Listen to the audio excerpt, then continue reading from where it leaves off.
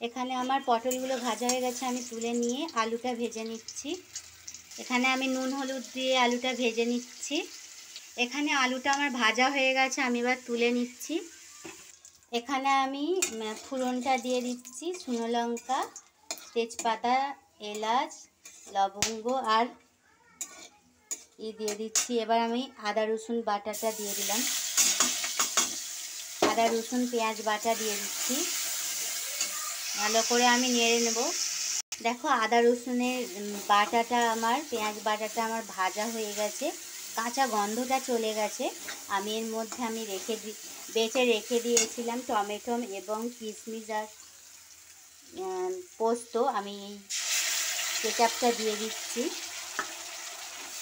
এটাকে আমি ভালো করে কষাতে থাকবো। হলুদ আর লঙ্কা গুঁড়ো আমি দিয়ে দিচ্ছি একসাথে এখানে, আর স্বাদ মতো নুন দিয়ে দিচ্ছি। সব কিছু একসঙ্গে দিয়ে আমি এটাকে কষাতে থাকবো। এখানে স্বাদ মতো নুন দিয়ে দিয়েছি। এবার আমি মশলাটাকে কষাতে থাকবো।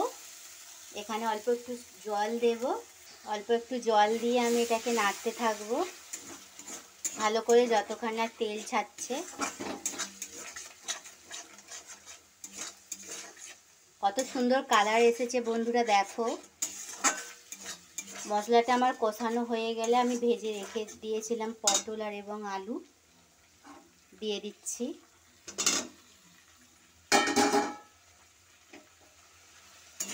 এই সব কিছু উপকরণ দিয়ে আমি আরও একটু নাড়তে থাকবো 1 মিনিট।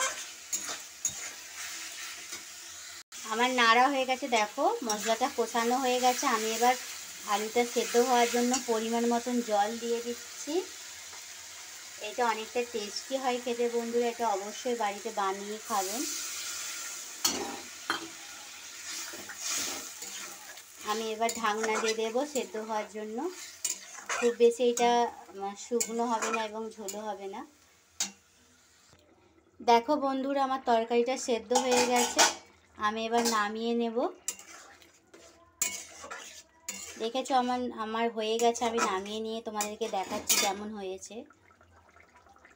দেখো বন্ধুরা কত কষা কষা করে আমি পোস্ত দিয়ে বানিয়ে দেখিয়ে দিলাম, পোস্ত পটল কষা আলু দিয়ে।